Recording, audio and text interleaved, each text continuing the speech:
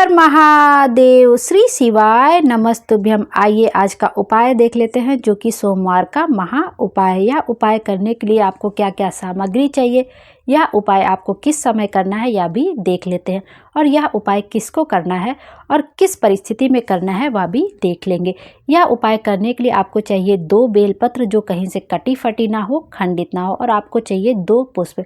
एक आपको चाहिए सफ़ेद रंग का पुष्प और एक चाहिए आपको लाल रंग का फूल। सफ़ेद फूल आप कोई सा भी ले सकते हैं जो भगवान शिव जी को प्रिय है। जैसे आप पारिजात का ले लीजिए, वह सफ़ेद फूल बस केतकी का नहीं होना चाहिए, क्योंकि केतकी का फूल शिवलिंग के ऊपर समर्पित नहीं होता है, क्योंकि केतकी को श्राप है कि जो है वो कभी शिवलिंग के ऊपर समर्पित नहीं होगा। तो यदि आप केतकी का फूल गलती से भी समर्पित कर देते हैं, तो जितना आप पुण्य नहीं करेंगे उससे ज़्यादा आप पाप के भागीदार हो जाएंगे। तो बस इस बात का ध्यान रखिएगा। पारिजात का फूल ले लीजिएगा, सफ़ेद फूल जो भी आपको मिले आप ले लीजिएगा, बस केतकी का फूल छोड़ दीजिएगा। एक लाल फूल ले लीजिएगा, लाल फूल में आप गुलाब का, गुड़हल का जो मिले आप वह फूल ले लीजिएगा। और 2 बेलपत्र ले लीजिएगा। यह उपाय वह लोग कर सकते हैं जिनके जीवन में बहुत कष्ट का समय चल रहा है, बहुत तकलीफ चल रही है, बहुत तकलीफ का समय, जीवन में कुछ भी अच्छा नहीं हो रहा है, चारों तरफ से परेशानियां ही परेशानियां आ रही हैं, जीवन में कभी कहीं कोई रास्ता नज़र नहीं आ रही, सफलता नहीं मिल रही है,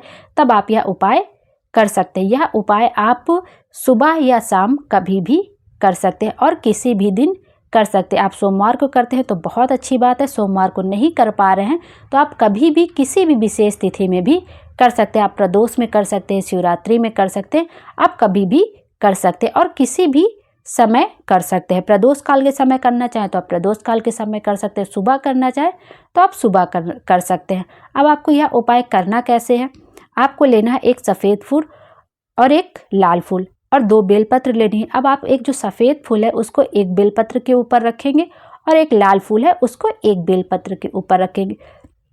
सबसे पहले आप लाल पुष्प वाला बेलपत्र, जिस बेलपत्र पे आपने लाल पुष्प रखा है और जो बेलपत्र की डूट होती है ना, पीछे थोड़ी सी डंडी होती है और उसमें थोड़ी सी मोटी सी डूट रहती है, उस बेलपत्र से पहले डूट को दोनों बेलपत्र से तोड़ दीजिएगा, क्योंकि डूट भोले बाबा को समर्पित नहीं होती है। तो आपने बेलपत्र से डूट तोड़ दिया। अब आप यह उपाय करिएगा। अब बेलपत्र पे आप लाल पुष्प रख लीजिए और माता अशोक सुंदरी पर आपको अर्पित कर देना है। माता अशोक सुंदरी की जगह वो जहाँ पर कभी कभी शिवलिंग पर मोटी सी लाइन रहती है, सर्प की आकृति बनी रहती है, वो माता अशोक सुंदरी की जगह होती है।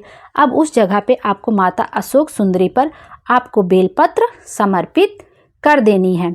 आप कैसे बेलपत्र समर्पित करेंगे कि उसके ऊपर फूल रखेंगे, चिकने वाले भाग पे आप फूल रखेंगे और खुरदर वाला भाग ऑटोमेटिक वो ऊपर हो जाएगा, फूल नीचे चला जाएगा, बेलपत्र ऊपर हो जाएगी और खुरदरा वाला भाग भी ऊपर हो जाएगा। और डंडी का मुख जलाधारी की ओर होगा, जिधर से जल बहकर नीचे गिरता है, जहाँ पे हम लोग अपना कलश वगैरह लगा के जल झेलते हैं। तो बेलपत्र की डंडी का मुख जलाधारी की ओर हो जाएगा और आप एक बेलपत्र और लाल वाला फूल आपको पहले माता अशोक सुंदरी पर समर्पित कर देना। अब आप दूसरी बेलपत्र लेंगे, सफ़ेद वाला फूल लेंगे और शिवलिंग पर समर्पित करेंगे।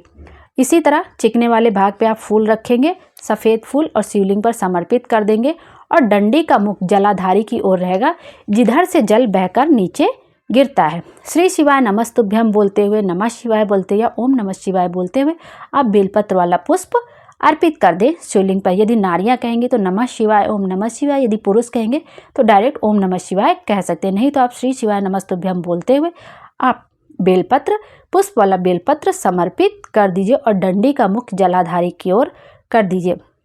कहते हैं यदि आप इस तरह से अपनी कामना कहते हैं तो आपकी चाहे जो मनोकामना होगी, भोले बाबा से यदि आप बता देते हैं तो आपकी मनोकामना शीघ्र, अतिशीघ्र, जरूर से ज़रूर पूरी होगी और 2 से ढाई महीने में आपकी मनोकामना ज़रूर से ज़रूर पूरी हो जाएगी। बस यह उपाय आपको ऐसे ही करना है। पहले एक लाल फूल वाला बेलपत्र माता अशोक सुंदरी पर समर्पित करना है और डंडी का मुख जलाधारी की ओर होगा, और एक उसके बाद शिवलिंग पर सफ़ेद पुष्प वाला बेलपत्र समर्पित करना है, उसका डंडी का मुख भी जलाधारी की ओर होगा।